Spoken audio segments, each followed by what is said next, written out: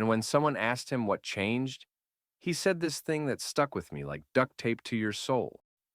That was the moment.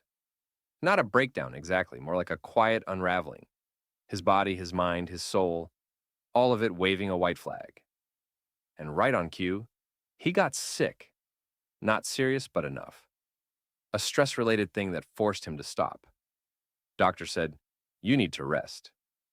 For a full week, no work, no screens, no nonsense. I can't afford to slow down.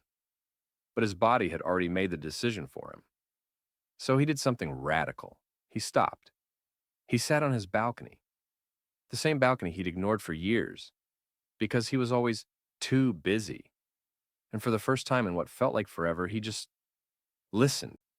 He noticed how different the sky looked when you weren't staring at it through a deadline. He remembered what silence sounded like, what he sounded like. The thoughts that came up weren't urgent, they were honest. Like, when did I get so far from myself? He was just being. And that was the medicine. By the end of the week, he wasn't fixed, but he wasn't broken either. He was returning to himself, not the high performance inbox zero version, the real one, the one that laughed more, slept more, breathed better.